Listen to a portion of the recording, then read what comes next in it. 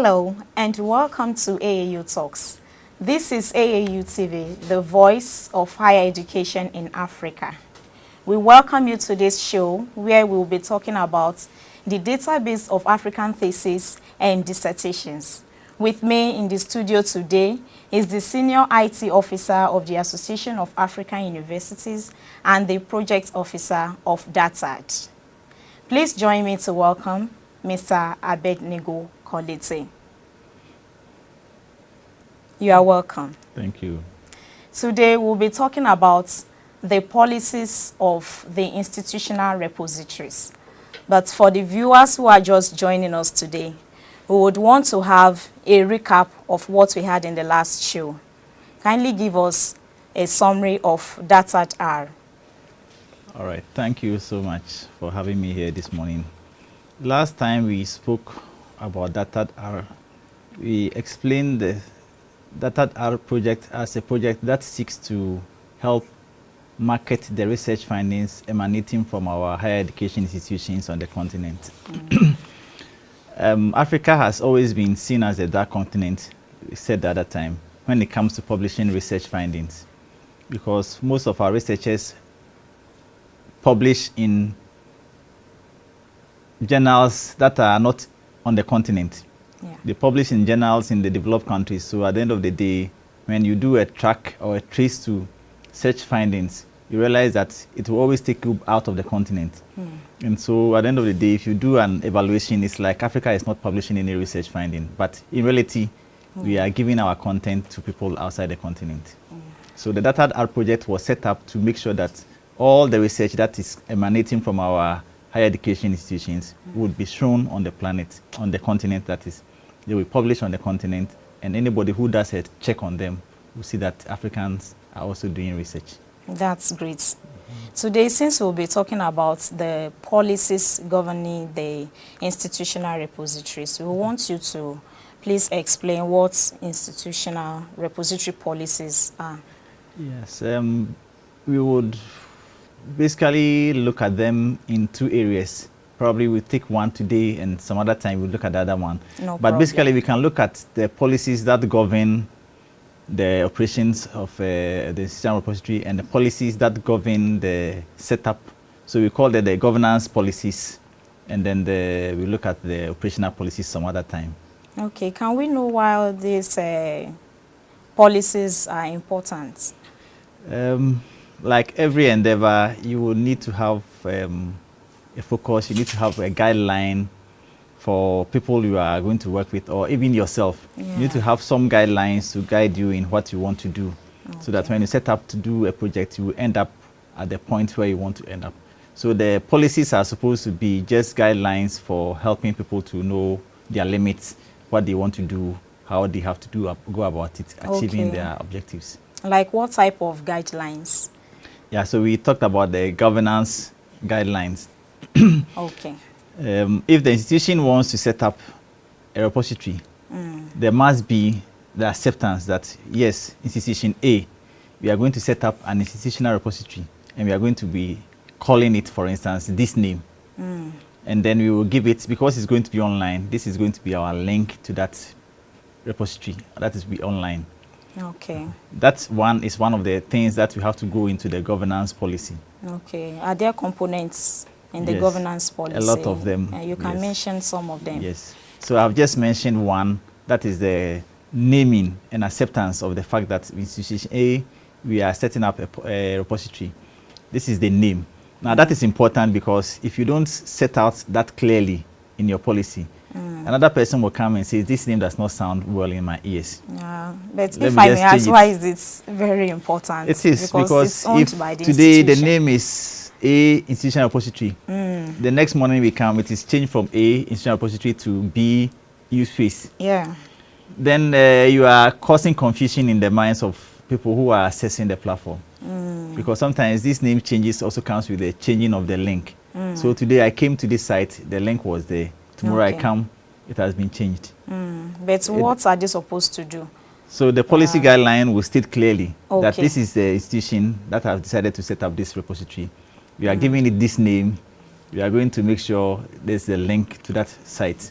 And it is stated clearly so that anybody who comes thereafter cannot just come and change and manipulate it. Okay, so that means it is easily accessible, that anybody can come there, yes, and have access to it. So long as it is fixed and it is reliable. Okay, Good. But are there any legal policies Yeah, for restriction? There are legal policies, and these are going to be acceptable. Okay. For instance, you might need to talk about who can submit content. Who can submit content to it, and what type of content can be submitted onto the platform. Those things are things that are required to be stated clearly. Legal policies will come in when it comes to copyright. When somebody submits something to the platform, who owns the copyright? Who is the property owner or content owner?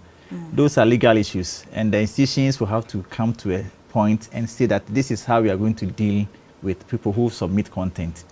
And this is how we are going to deal with people who want to use our content. It must be stated clearly in your policy, so that people will not come and submit content and then later on they are taking you to court.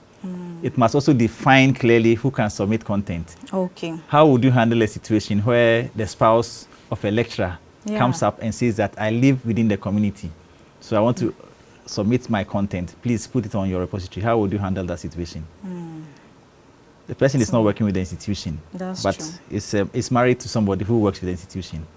So some of these policies will clearly make sure that these incidences are taken care of and they don't have issues with you. Oh, that is very good. Thank you, Mr. Abednego. Okay, we would like to look at the focus and the scope of the IR in our institutions.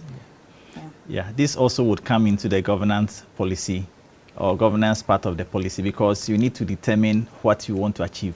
Okay. What is the purpose of your setting up the repository? You must have a focus. If you don't have a focus, then anything can be put on the repository. How would you handle, for instance, human resource records within the institution? Because it is also information generated within the institution. Exactly. How would you handle it? Would you all put all the content online? Those things cannot be put online. Okay. So you must be clear in your focus, what you want to achieve with the setting up of the repository. And then you must know how far or how wide your scope would be. That's true. And those things are supposed to be going into the your governance policy or the governance part of your policy structure. Okay, I would like to know, where are all these platforms hosted? Do you host them in the secretariat here, or they are being hosted in other places? Yeah. Yeah. Thank you. So for now, we are looking at the individual institutions. Okay. So they would have to host it at their place. But again, it would also require some statement in the policy, the governance policy, because you have to tell the institution or whoever will come after you where you have hosted and why you have decided to host there. Are you going to host it locally, or you are going to host it on the cloud? That governance policy, it's a legal issue. You must state it clearly that we have decided that as an institution we don't have the capacity. So probably until we have enough capacity, we are going to be hosting on the cloud. Okay. Or probably because of light challenges, power challenges, we are going to host on the cloud. That statement comes in the policy. It clears you, it gives anybody who takes over after you the knowledge as to why, or the decision was taken for you to host outside your institution. You just mentioned cloud. I don't know cloud. Yes, cloud, I mean, by mention of cloud, I mean when you have to host on the server space provided for you by somebody outside your country. I see. It's in cyberspace. So the cloud service, they provide you storage space that is not situated within your campus or your compound or in your house. It's online. Okay. And then you can put your content there for people to access. Okay. For the viewers that are just joining us, we have been talking about the database of African theses and dissertations, and we've been focusing on the policies governing the institutional repositories. And with me is Mr. Abed Kolite, the Senior IT Officer at the Association of African Universities. So you can follow us live on Facebook, and we are also on Twitter, AAU_67. So we continue. Mr. Abed, I would like to know, are there equipments? Are they physical, or is it just an online software that are being used to run this institutional repositories? Yes, there are equipment, actually there are hardware that you might need. So like following up from where we are just coming from, if I don't have the money to buy a server to use for running the program, I might now need to get server space. That is when the cloud will come in. I see. But if the institution has enough resources and can get a server, then the policy, for instance, again, must state where the server will sit. Is the server going to sit with the library? Because the library normally will manage the content. Why are all these things necessary? You should have a place, a site, you know. Our experience has shown that there's always a struggle for who has ownership of the server. Okay. The librarians want to keep the servers within the library because they are managing the platform. Okay. The IT people want to make sure the server is by them. Okay, the librarians, so, the IT, yes, and maybe the registrar. Yes. You know. So it's always good to have a clear statement also on the position or where the server will be located. That is if the institution is buying their local server. Now, I would always recommend, for instance, that you leave it with the ICT unit. Okay. Because they would manage the hardware. Yours is to have access to the server.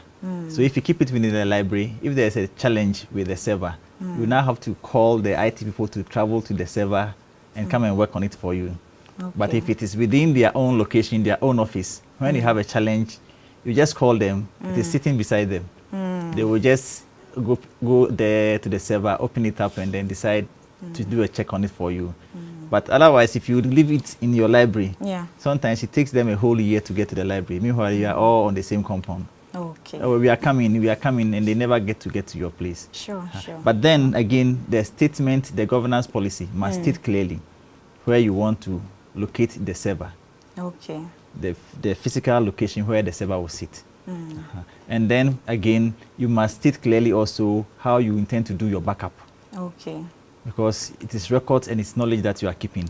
Okay. So your governance policy must state clearly, we have one server here, being the main server, but we are doing a backup for resources wherever it's going to be located. Okay. You state that also. If I may ask, are there any law restricting the hosting of all these IR centers? No, there are no laws. It depends on the institution on what they want to do. Okay. Some institutions will look at their capacity and determine that, well, we cannot host, so let's go to the cloud. Others think they have enough capacity. They would wait. They would want to buy their own equipment and host within the institution. Okay. Thank you for all these enlightenments. And I would like to say that is Association of African Universities doing more to enlighten the members and non-member institutions, because I'm not sure all the institutions know about this information you are giving us today. Yes, AAU is doing a lot of things. Actually, AAU has been running workshops from as far back as 2007 on how institutions can set up their institutional repositories. Every year, there are platforms that are available for people to attend the workshops and get training. Okay. As we speak now, we have about between 60 to 70 institutional repositories that have been set up.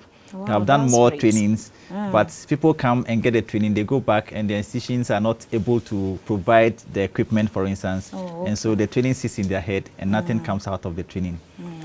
From 2016 onwards, we have been having more than one training in a year.